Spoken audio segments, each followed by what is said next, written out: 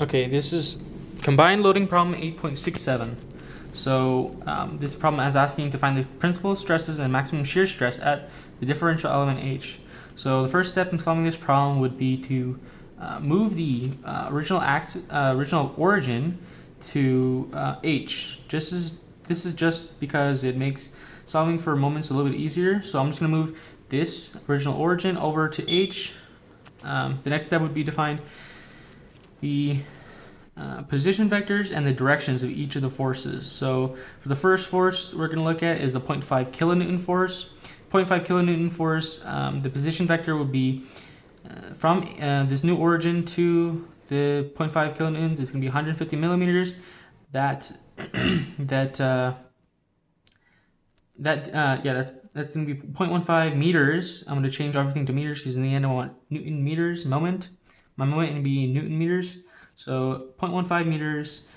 It's going to be on the surface. It's acting on the surface, so it's not on the plane of which the origin is. So from the plane of the origin up to the surface is going to be half of this height, which is 20 millimeters. Half of 20 millimeters is going to be 10 millimeters. That's going to be 0.1. I forget to write that these are going to be in the directions of the unit vectors I, j, and k. So I, we have j with k. We also have our force vectors in I, j, k. Now the force magnitude is going to be 0.5 kilonewtons. 0.5 kilonewtons is going to be 500 newtons. It's acting in the negative y direction. When we write down the force, we're going to want them to be in reaction forces, because when we're going to solve for moment, we're going to find the internal moment caused by the reaction forces. The internal moments are going to cause the stresses in the machine part. So the force is going to be acting directly in the y. It's to be negative 500, but because we want the reaction force, I'll just write reaction force. We want a reaction force. It's going to be positive 500, and there's no other components to it, so these are just going to be both 0. This next force we're going to look at is 3,000 kilonewton force. It's going to be directly on the x-axis. There's no distance in the y or the z, because it's going to be on the xz plane, or on the it's going to be on the xz plane. So there's no y and there's no change in the z. So these are going to be 0 and 0. The distance from h, or the origin, to this point where it's acting on is going to be 150 millimeters to the center line, and then half of this distance. The width of it is going to be 40 millimeters, so half of 40 millimeters is 20 millimeters. 150 millimeters plus 20 millimeters is going to be 170, which is 0.17 meters. These are all going to be in meters. So, and this is newtons. The force is going to be 3,000 newtons. It's acting in the opposite x direction. The reaction force is going to be in a positive direction, so it's going to be positive 3,000 newtons, and there's no other components, so those are both 0. The next force is 2.5 kilonewtons. This is located 0.15 in the I direction. Also, there's nothing in the y because it's acting on this midplane, which is in the it's on the xz plane, so this is 0. And z is going to be 0.16. The magnitude is 2,500. It's acting solely in the z. The reaction force will be positive 2,500, since this force is negative 2,500. So this is 0, 0, and negative 2,500. So the moment is going to be the cross product of the position vector and the force vector will give you the moment. So when you do this, you get I've already solved it. You can solve it by doing a determinant of a matrix with the I, j, k vector, and this is gonna be the first row. The second row will be your r, and your third row will be your f. So doing the determinant and solving for this would be 0. This gives you 0, 0, and 75. This gives you 0, 0, 0. These cross products, and this cross product will give you. These are all vectors, but besides the point, this will give you 0, 3, 75 Newton meters, 0. These are the Newton meters as well. So now we want to look at each individual force. So first we'll look at the force in the x. The force in the x is going to contribute to axial loading. So it's going to be acting on the longitudinal direction, so it's going to contribute to axial loading. Well, if you look at the side view of that, we see that H is going to be on top, Y is right here, the X direction is right there. The loading is in this direction, the negative 3,000. So that means that our stress is going to be P over A, which equals negative 3,000 newtons over the area of the cross-section. The cross-sectional area is going to be 20 millimeters times 40 millimeters. Converting that to meters is 0.02 times 0.04, giving us negative 3,750,000 pascals. So next is going to be a moment in the X. Moment in the X, if we look at, since there's no moment in the X, if we combine all the moments in the X, that's 0, so there's not going to be any forces, or there's not going to be any stresses caused by this, so there's no stresses, since there's no moment in the X. So next would be a force in the Y. Force in the Y is negative 500 newtons. This is going to be transverse shear stress since it's acting perpendicular to the longitudinal axis. So we have our X and Y axis. Our force is negative 500 newtons. Our differential element is going to be on the top still. That's kind of bad, but it's on the top because we're looking at the side. So it's going to be up here. We're going to have transverse shear stress, which is given by VQ over IT. Looking at the end view of it, we're going to see that we're going to flip it, and we're going to see that our differential element H is going to be on the top. Given the definition of Q, which is going to be A prime Y bar prime, that means that our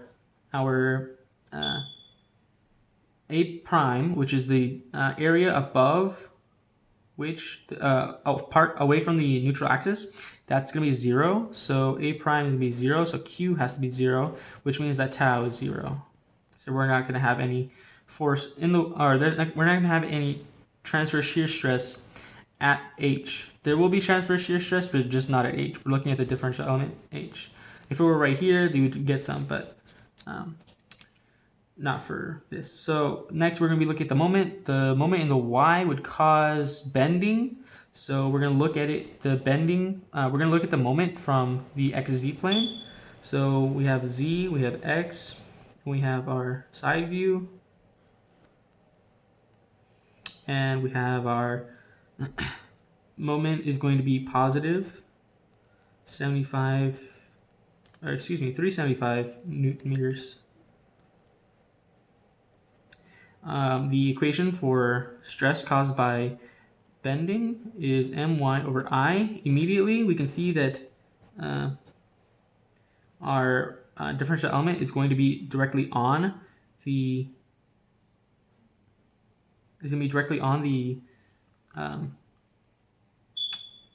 the neutral axis, so it's going to have zero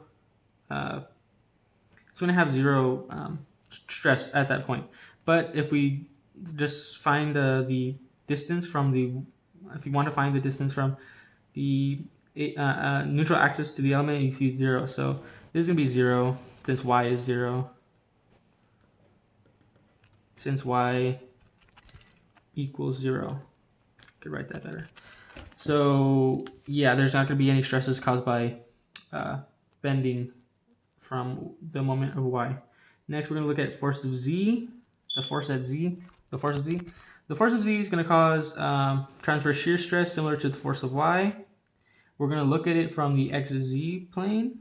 So X and Z. We have a positive or negative. We have our negative 2,500 newtons.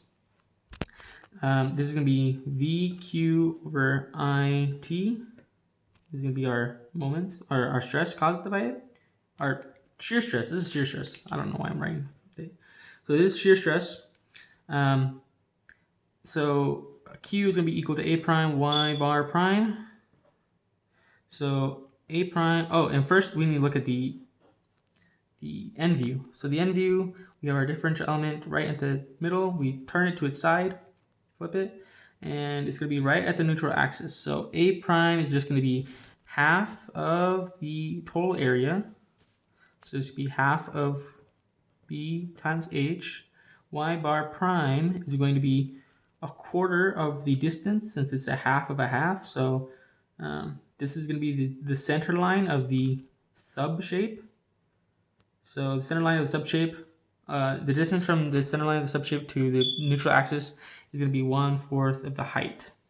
So Q we can solve to be 1/8 BH squared. If we look at the diagram again, we can see that this width is 40 millimeters. When we're looking at it from the end, that means that this is going to be our base and this is going to be our height. Our height is going to be the 20 millimeters. So when we solve for Q, we can get B is 0.04 while H is 0.02 squared. We can solve that. We can get Q to equal, after calculation, it's 2 times 10 to the negative 6. Next, we're going to look at I. For a rectangle, I is going to be 1/12 BH cubed, where I is the moment of inertia.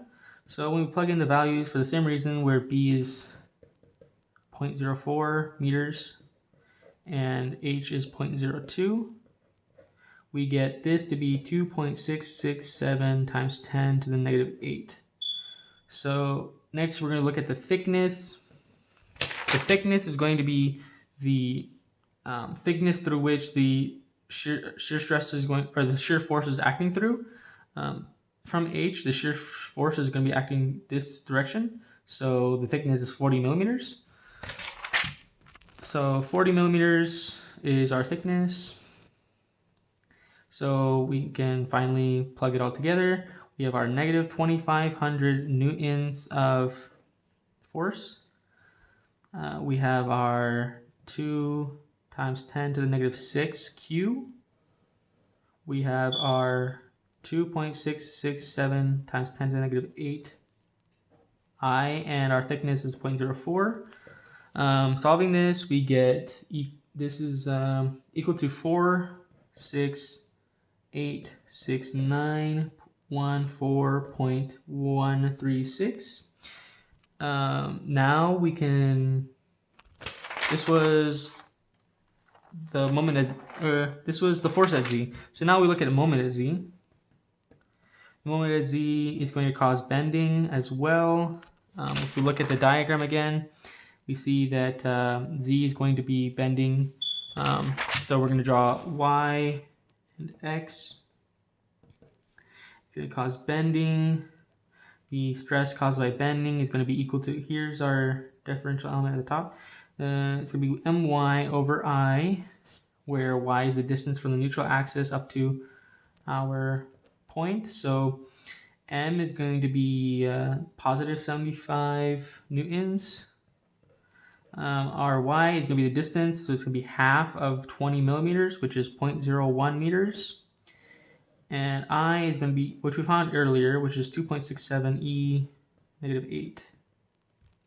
So solving for this, we get sigma x is going to be equal to positive 2.81214. Before I forget, this should be negative because we have a negative 2,500. So this is negative. This is 2.814.81. Sorry, I had to look it up. So next we have to find the total. We're going to combine all of these. So find the combined stresses in the x. We get 281,214.84.81 minus our 3,750,000 that we found before. we found before using the force in the x. So that means that our total stress in the x is going to be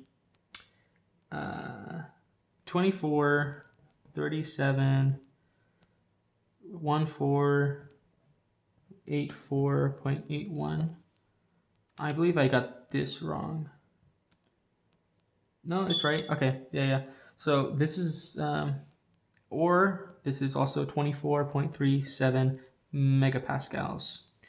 Our combined stresses in the y are 0 because there's no stresses in the y. There's no stresses in the z either, so this is 0. The only shear stresses that we found were in the xz plane. Oh, I forgot to explain why. Okay, so xz. The reason that this is in the xz plane is because when we look at the differential element h, when we're looking at it, it exists in the xz plane. So that's why this is xz. So xz is going to be what we found before to be negative 4,686,914.136. So now we can do our combined stress blocks to find which plane has the most stresses. So now we can look at our planes. We have our xy plane. This is in the wrong direction. We have x, and we have y. So x and y, our stress block look like this. We have x and z, and we have z and y. So from earlier, our total in the x is positive 24.37. So we're gonna have 24.37 positive megapascals. It also exists in this xz plane, 24.37 MPa. XZ plane also experiences negative 4.6 megapascals. So it's going to be negative shear stress of XZ of 4.68 negative megapascals. So we can see that the principal shear stresses are going to exist on the XZ plane. So to find our principal shear stresses, we use our equation, our handy dandy equation, theta x plus theta z over 2 plus or minus square root theta x minus theta z over 2 squared plus tau xz squared. So plugging in, we get the first term to be theta z is going to be 0, theta x is going to be 24.37. Halving that, we get 1,218,574.2.41 plus or minus. This entire term is going to be our theta x over 2 squared plus our tau xz squared, and then adding them together, square rooting them. Doing that all together gives us 130.5601.3.26. So now we can find theta 1. Theta 1, we add them together. When we add them together, we get 2524175.67. When we subtract them, we get theta 2, which is equal to minus 870,270.85, or 25.24 megapascals, or minus 870.27 kilopascals. And our tau max is going to be this term, which we found earlier, which is this. So this term is going to be 130.5601.3.26, which we found up here. So this is how you find each of your principal stresses and your maximum shear stress.